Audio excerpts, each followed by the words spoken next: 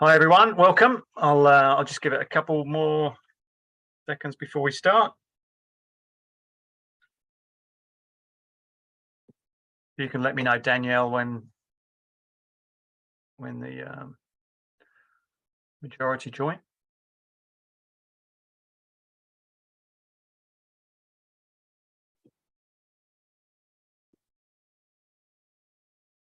Recording progress. You just need to mute, Mike. Wait. It's got your name as me, actually.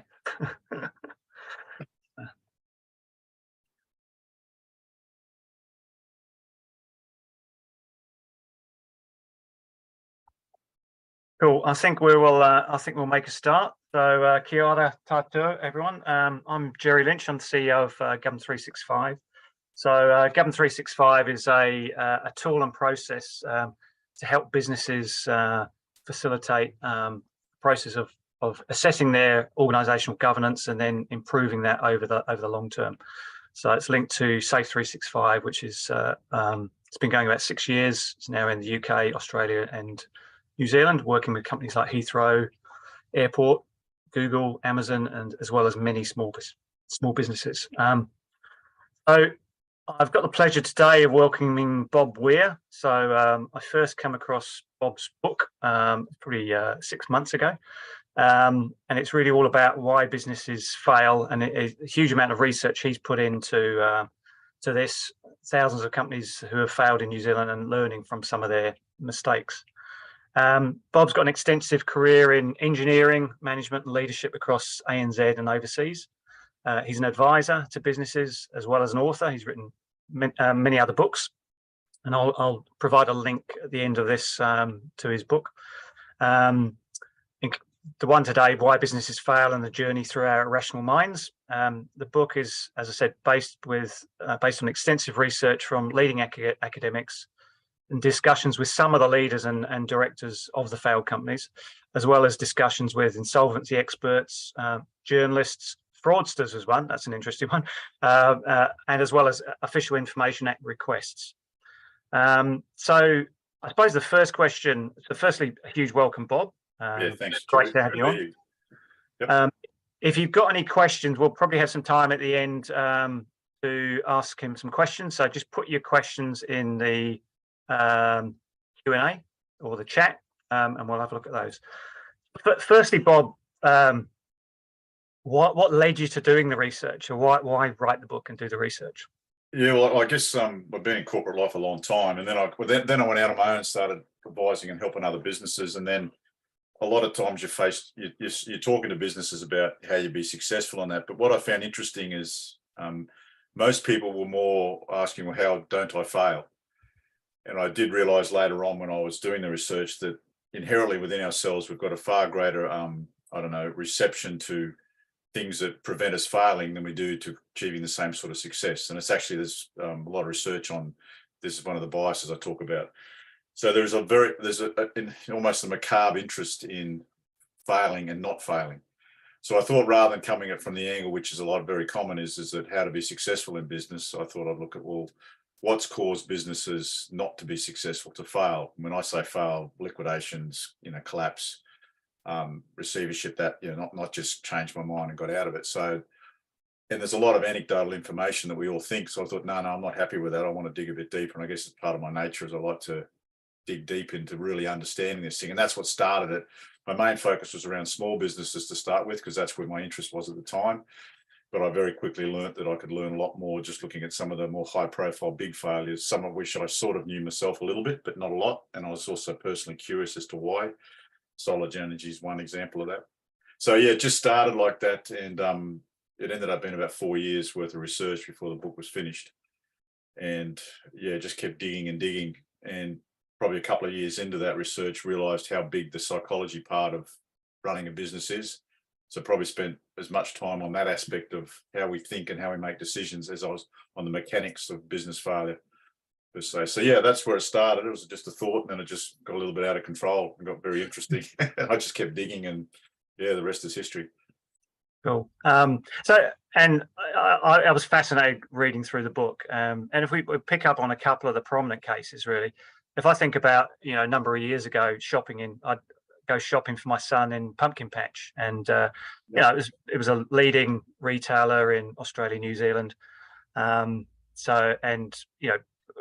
know if it was number one brand in its area, but it was very strong. It had a very competent board and management. They weren't idiots or stupid people. They were very competent on many other boards. What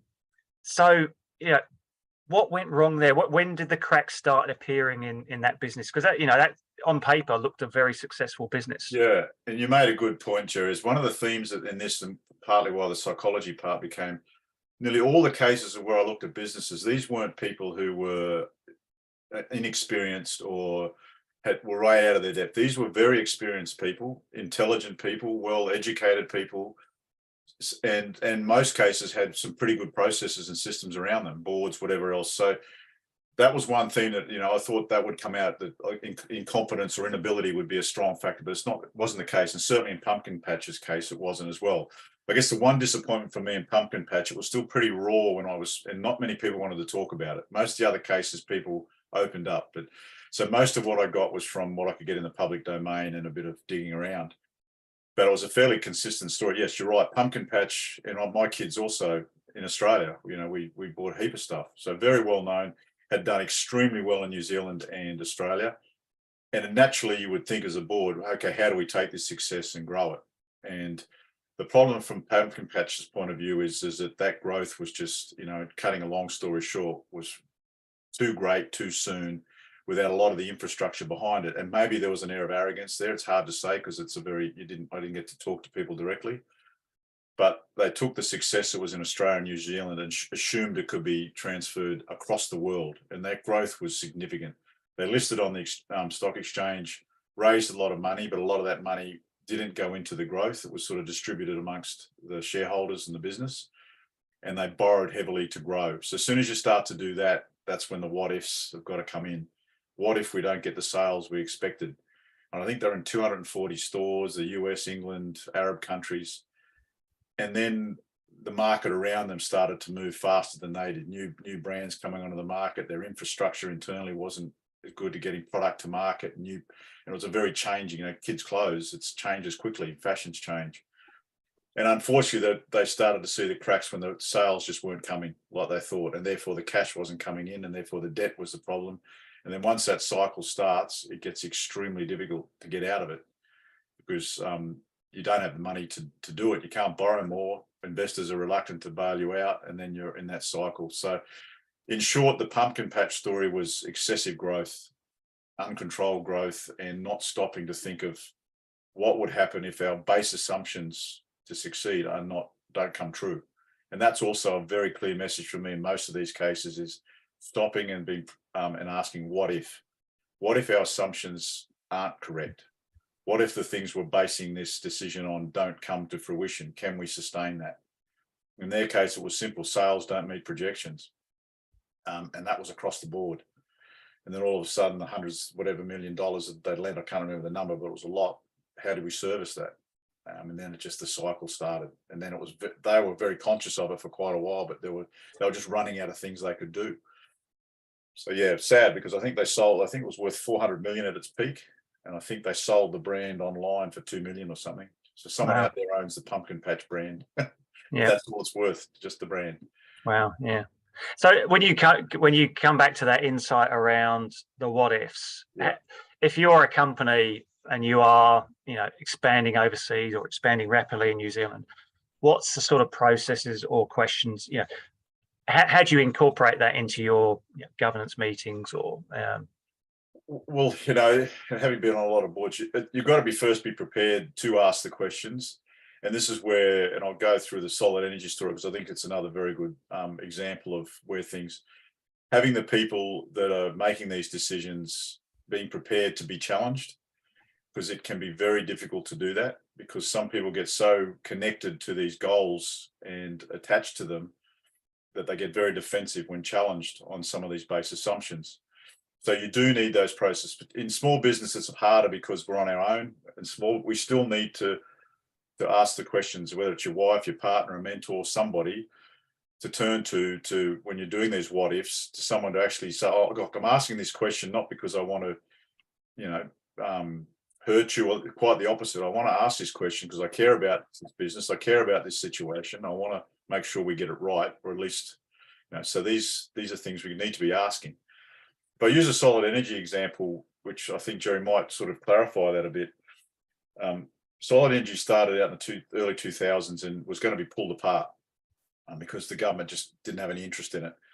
But Don Elder, who was the CEO, who was the then CEO, came in, very intelligent guy, Rhodes Scholar, very experienced, very dynamic, very visionary. And with that goes a big ego, I guess. And he took that from being something that was going to be torn apart to a very successful business, produced a lot of money for the government because it was a state-owned enterprise. So he was a bit of the golden child in their eyes for good reason. He took it from nothing to being very successful. Then when the coal industry started to face all the realities of what we now know, as in climate change, coal mining in New Zealand is very difficult. The strategy of growth that he was on was unsustainable with the mines were backing off, they're running out of resources. So instead of thinking about, well, do we downscale and it's just profitable, and he went, think big. And he said, no, we're going to get into a whole range of new ventures, biomass, converting lignite into fertilizers, a whole lot of very substantial growth strategies. They'd never had any debt up to that point of any note, and they borrowed $300 million to service this. Now, coming back to your question, is that asking the questions, is clearly someone in that board, and these were very experienced board members. The chair of Air New Zealand was the chair of Solid. They had something like 100 directorships between them, but the questions weren't getting asked. How are you funding this? What happened? It's on the basis of coal prices around the world, and they were very good at the time. What happens if they're not good? I mean, these seem so obvious, the questions to ask. And the drop in coal prices wasn't that substantial based on history, but it was enough that they'd overcommitted. And sadly, people were intimidated by the CEO. He was a very smart guy, and people didn't ask those questions and didn't push enough, and they took a lot of things for granted. So they weren't testing the assumptions, And worse still is that the people around them were saying, you need to, external to the business, you need to challenge these things because we don't know that we agree with you. And the rest, again, is history. They when the prices collapsed, they simply didn't have the cash flow, debt blew out, and and it was pulled apart and dissolved, and I think 1,000 people lost their jobs. Mm. So the consequences can be quite substantial, and usually the people that get hurt had no real part in the problem in the first place. Mm. So so it's at all levels. I think we've got to realise our limitations as human beings, that and have people around us to be asking those questions of us, whether you're a small business or a big business. Yeah. So if you're in a business, let's say you're a director on a board like that, what's the role you play in the strategy? So because obviously Don Elder was driving that strategy around go Absolutely. big. What should be the role of that board in that situation? Well, in that situation, unfortunately, what happened is the board was a bit of groupthink started to happen. Don's a very influential guy, so I mean, I had a beer with him, or quite a few beers with him actually, which was quite handy because I think we start to talk a bit more when we have a few beers under our belt. But I sat with him for quite a few hours, and he still didn't accept that he'd done anything wrong. So I still think there was that. But so he was a very visionary guy, and so people hung off his shirt tails, and so there's a bit of groupthink happening, and people weren't challenging him, and that was the mistake. Is that there was, and it was really having people with the self-confidence and the character to say, look, we need to challenge these things. And I think at times, being on boards myself, at times it's not easy, especially if you're a sole voice. But that is what they're there for. That is what boards are there for, and that's what you need to ask those questions, because the consequences of not are so significant. So I think if people are taking greater risks and they're taking those risks and making those decisions on some pretty core assumptions, you've really got to test those assumptions and be just simply prepared to say, look, what if we're wrong? We've got to be humble enough to say that we could be wrong. And if we are wrong, can we detect that we're on that path and do something about it? And there's a bias that I cover later on called sunk cost bias, which I think we all understand the concept of sunk cost. In the case of a guy like Don Elder, he had sunk his reputation into these things. So to back away from it was not just a business decision, it was a personal slight on him. But someone had to be there to do that. And it would not have been easy. It would not have been easy with a guy like that. Yeah.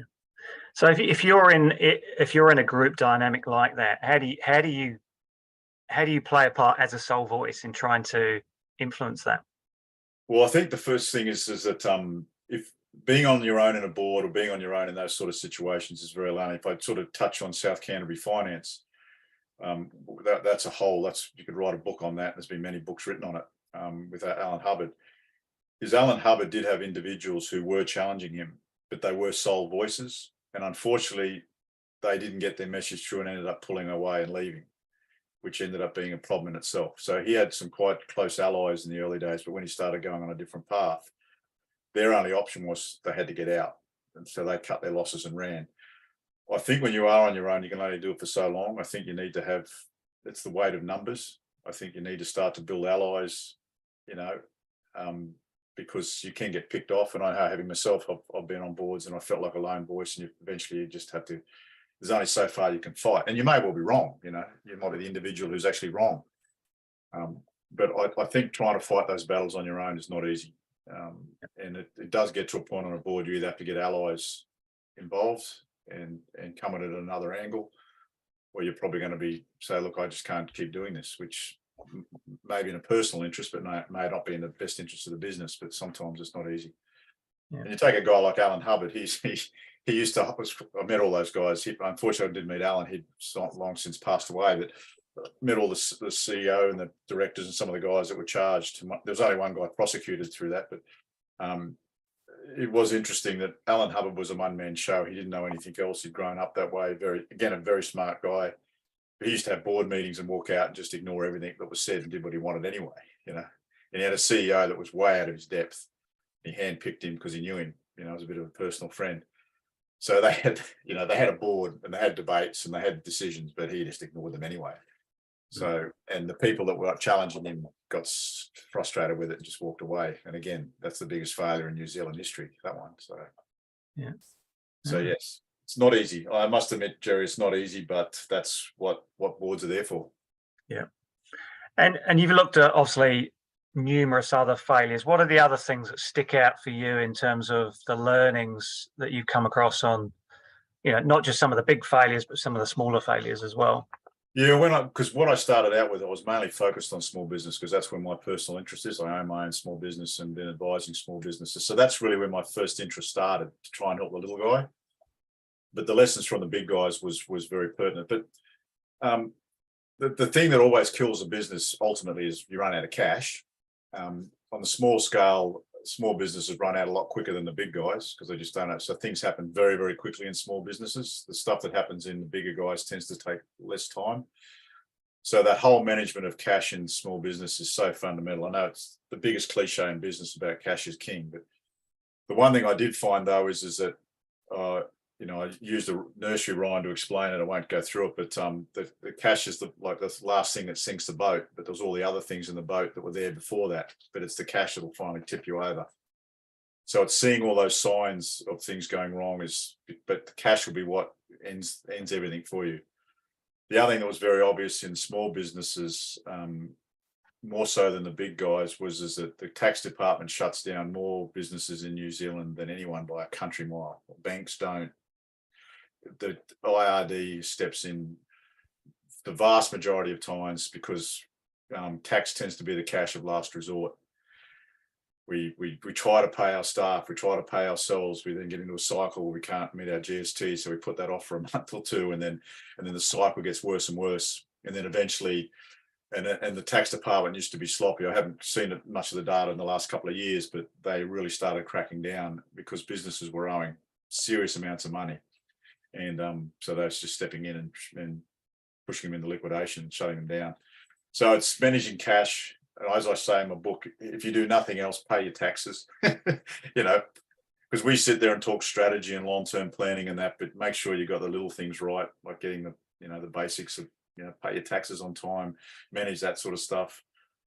Yeah, there were a lot of other factors, Gerry. It still does come back to that. When you're in a board, and that the challenge is having that dynamic we already spoke about. When you're in a small business, you tend to be on your own. You might have a wife, a husband, a partner that you're working with, but other than that, there's not a lot of people to turn to.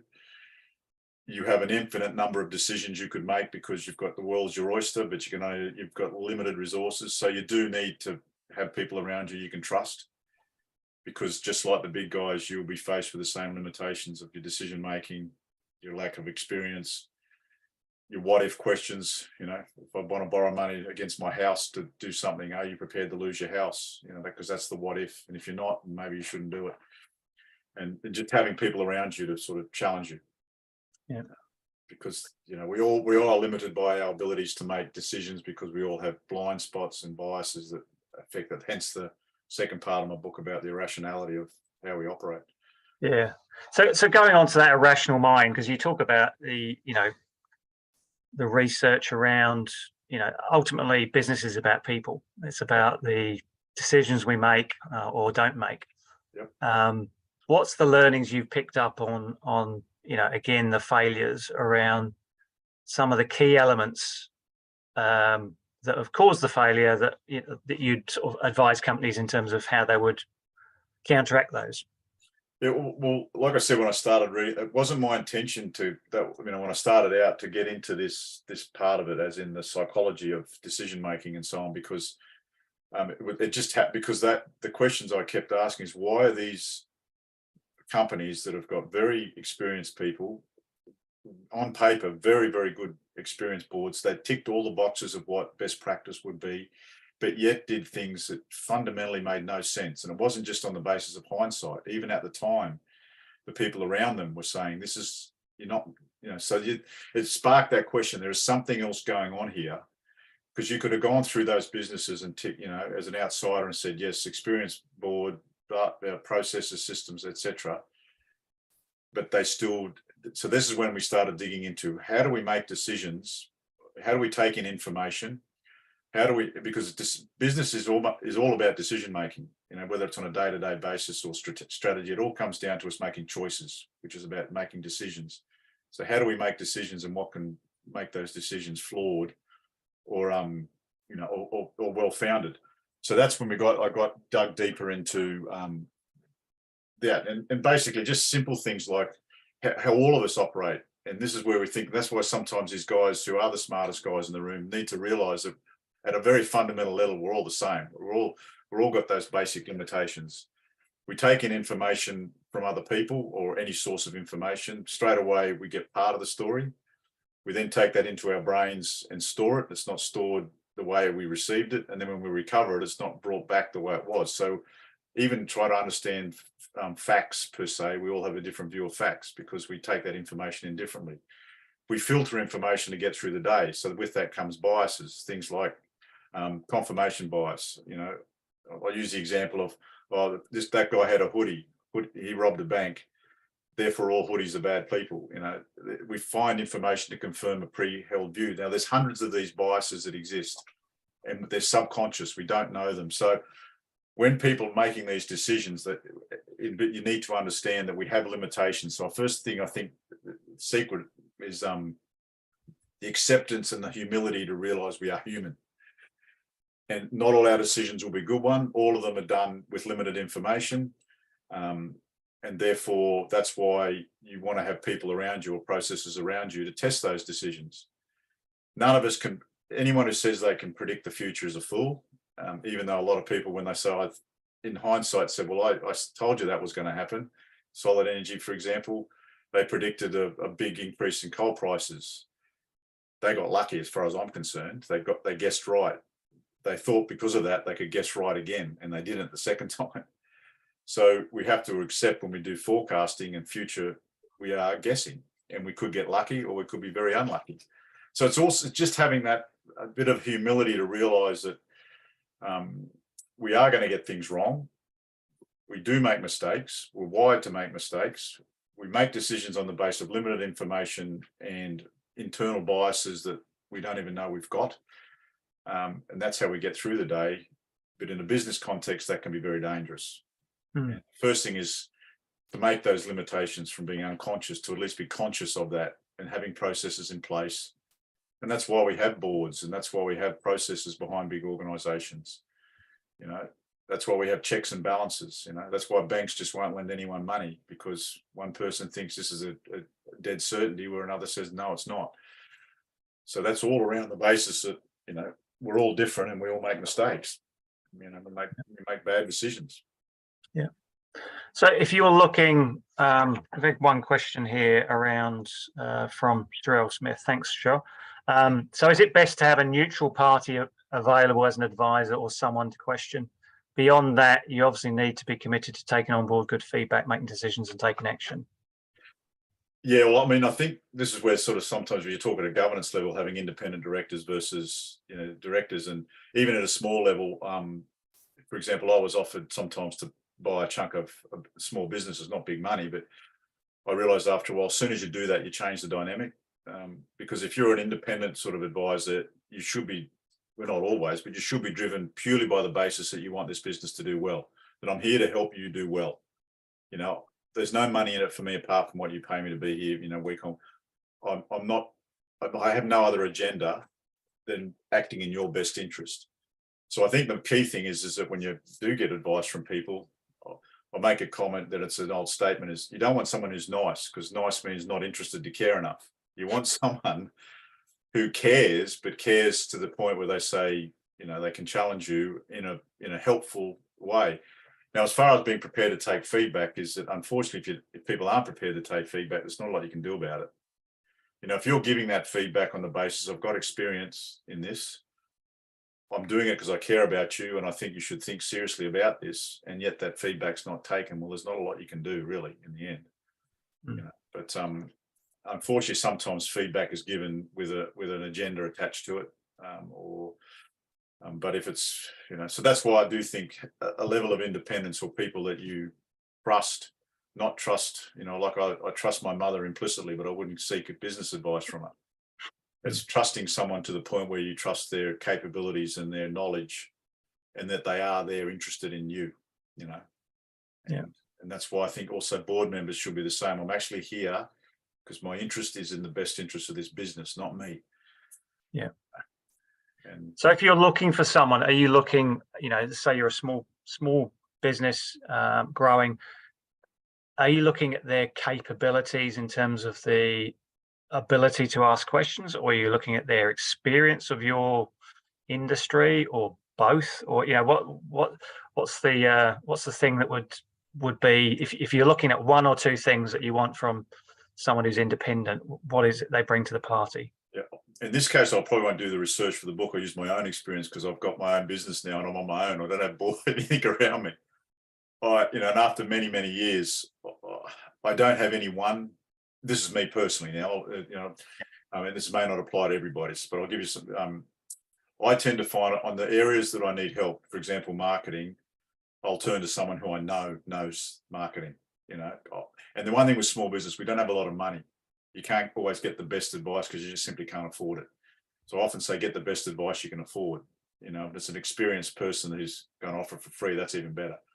But I tend to go and listen to those who I know are expert in their area, in the areas that I need, because everyone's got an opinion.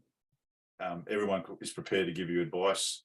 So I personally am selective in saying, well, I need advice in this area, so I'll go to someone who really knows it. If I wanted legal advice, I'll go to a lawyer. If I want tax advice, I'll go to a tax person. In my personal situation, I guess I've got a family and people around me who have got some business experience, and I bounce ideas off them, and I trust them that they'll pull me up. And if you don't have that, I think you still need to have someone around you all the time that you can bounce ideas off, you know, and say, look, what do you reckon about this?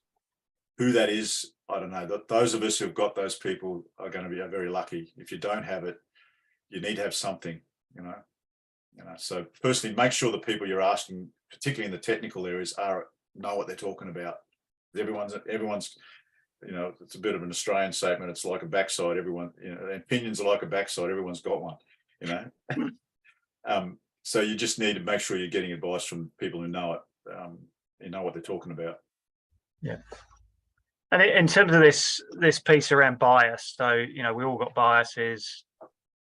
How do we make some of the biases conscious? Because it's very difficult to, you have this filter, you don't know what you don't know. So what are the ways of, if I'm on a board or if I'm running a business, of firstly making some of those biases known and obvious, and then maybe doing something about them. So you could get someone who's an advisor, but what are the ways of getting these biases out there?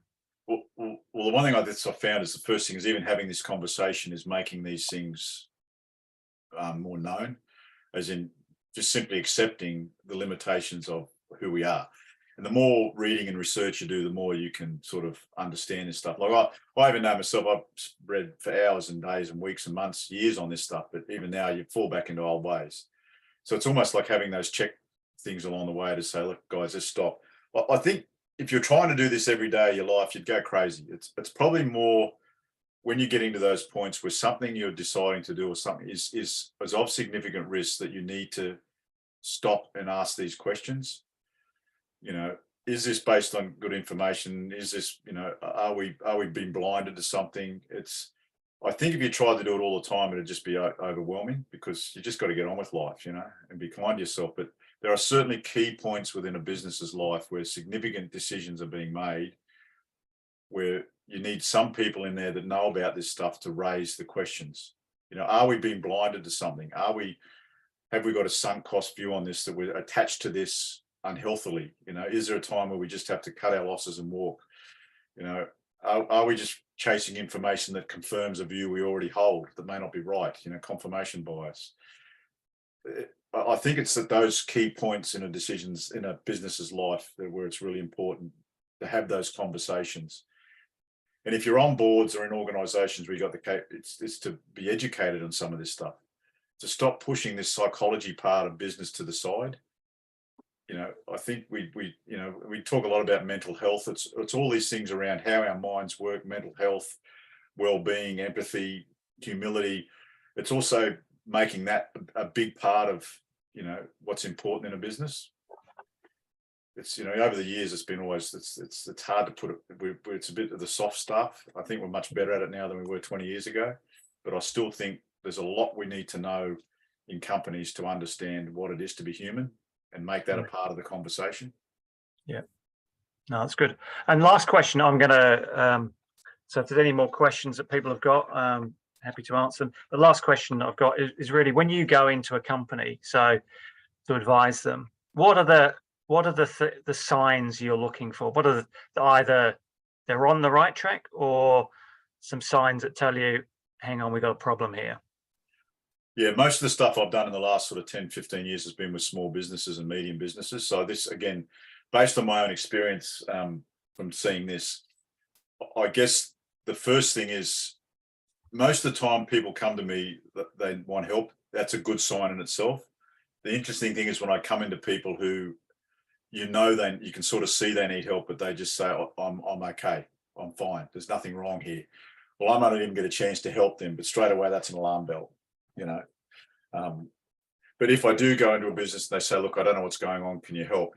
It's a combination of two ends. One is you're looking at the detail. I'll always go and look at the financials, because you've got it, that tells you a lot about what's going on. So you do need to do an analysis at a low level. When I do sit with a business, I usually start off with, where do you want to head? The big picture stuff. What big decisions have you got? The next thing I say, do you owe any money to the IRD? Because what I find is people have big visions and all these goals, but yet they haven't got their things like that under control. And there's no point talking about big business plans, or you got to look at those at that micro level. Are you in a position to pay the bills every month? Because there's no point us talking about anything if you can't do that, and you have to get that under control. And I've had that a few times where the guys have sort of blindly said it'll sort itself out, and go, no, mate, it's not going to sort itself out. You're going to get in trouble very quickly. So we can't ignore that, and you've got to push all this stuff to the side and sort that out. So you do have to do a bit of micro digging to make sure that, and if that is under control, then you can start to look at it. But unfortunately, the people who you probably need to get to talk to, the ones that because it's the guys who ask for help and say, I need help, something's wrong.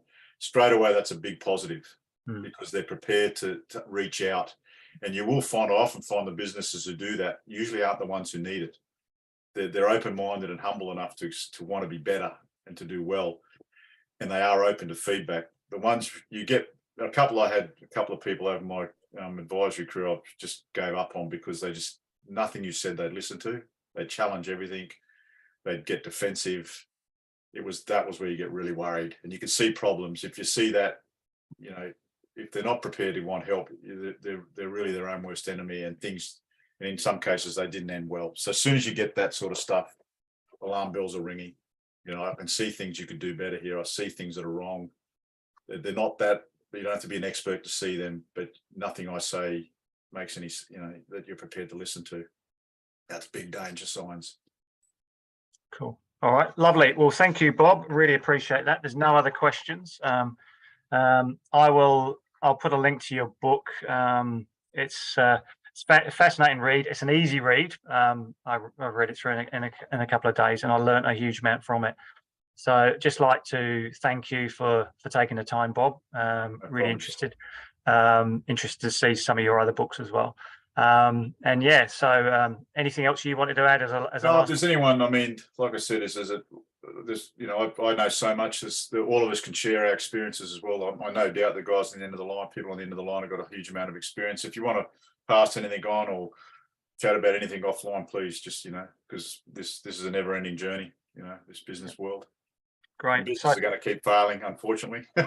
Yeah. It's not going to stop happening.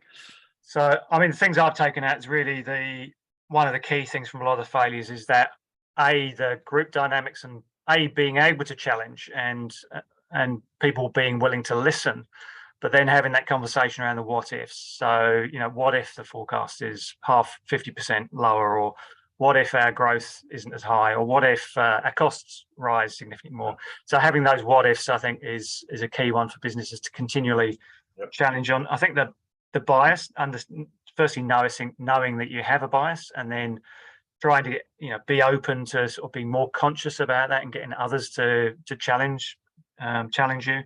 I think the acceptance and humility to know that you don't know everything. I like the not being nice, so not interested to care enough. So have people that are going to challenge you and not necessarily just be. I've heard a lot about people on boards who don't say a lot. Well, why are you there? So actually, if you're sitting advising a company, you need to have an opinion. So so it's very fascinating. Thank you very much, Bob. And I'm sure we'll catch up in the future. I hope it was a help somebody. I hope that you get something out of it. So no, good on you. Good on you for doing this sort of stuff as well. It's excellent. No worries. And if people are interested in other subjects, let me know. From a Governance 365 point of view, we'd love for you to visit our website. So it's www.governance365. That's back there .com. This is something we're really passionate about. It's helping businesses simplify the governance and helping them grow is what we're trying to do. So. Thanks everyone for joining. It'll be recorded if you wanted to pass on, and have a great rest of your day. Thanks so much. Cheers everyone. Cheers, guys. See ya.